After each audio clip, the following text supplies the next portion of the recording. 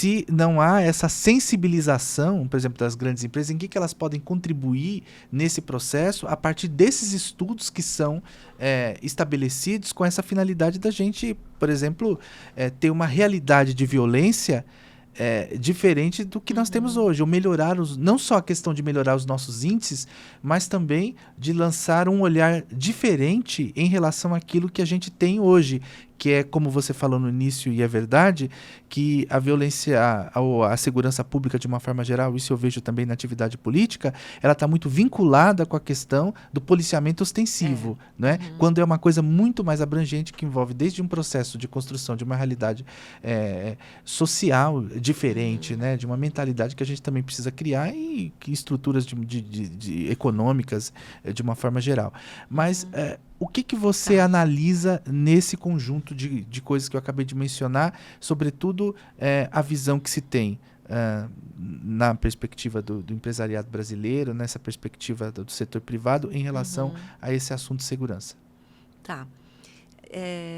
Vamos dividir em dois temas que eu achei super importante que você tocou, né? Porque você falou da Constituição, né? E vamos dizer assim, dessa falta de responsabilidade que existe. Eu já vou entrar na coisa do setor privado, mas eu acho que é interessante para quem está nos ouvindo, né, conhecer um pouco mais sobre isso. Então, diferente de outras políticas públicas, como saúde, educação, moradia e tal, que depois do processo, né, da Constituição, a gente vinha de uma ditadura militar, né? Então foi feita a nova Constituição que deu o lastro para a democratização da sociedade, para os governos democráticos, né? Então, nessa esteira, houve a criação, por exemplo, na área de saúde, do SUS, o Sistema Único de Saúde, né? Então, agora, com o advento da pandemia, todo mundo entendeu a importância do SUS. O SUS faz desde a vacinação mais básica, né, até o hospital, UTI, respirador, medicamentos caros, tudo isso passa pelo SUS, né? Desde uma ação mais cotidiana até... E por quê? O SUS, ele organiza essa responsabilidade. Ele diz assim, tal coisa é função do Estado, tal coisa é função do município, tal coisa é função, né? Então, existe o posto, existe o hospital, existe... Né? Ele vai criando toda uma estruturação dos entes federados, né? Estado, município e União. Ele diz quem paga o quê, né?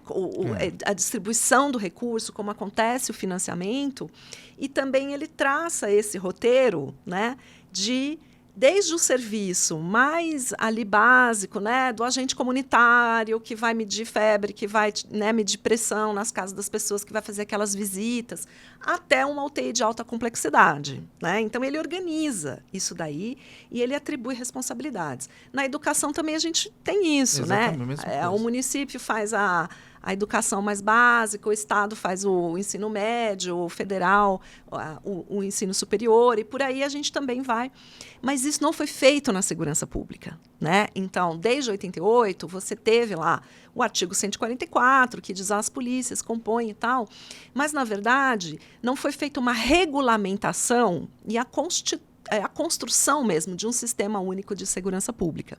A primeira proposta de lei do SUSP é de 2003.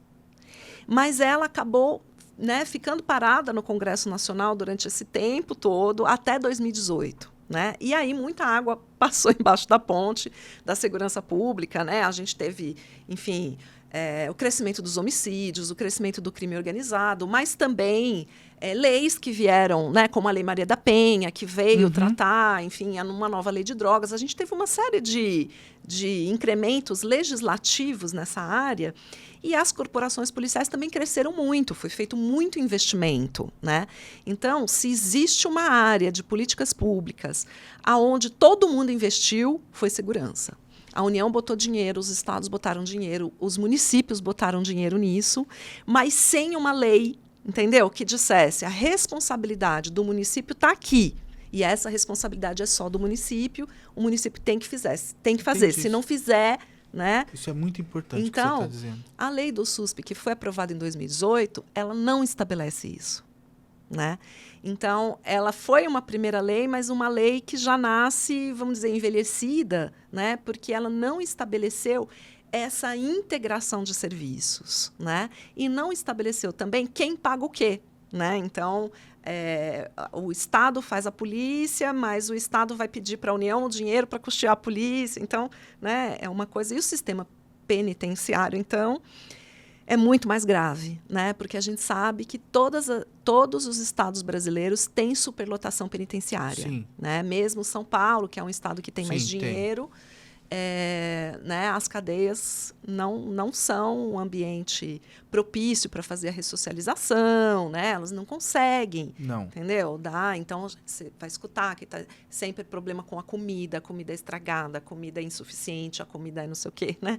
Então, porque a gente não tem uma legislação e a construção desse sistema único, como tem na saúde e na educação. Inclusive para fazer a vinculação de verba, né, Jaque? Exato. Porque, por exemplo, no caso tanto da saúde quanto da educação, você tem isso muito claro, definido, né, quanto ao o quanto, inclusive, você tem que destinar do orçamento de maneira muito objetiva.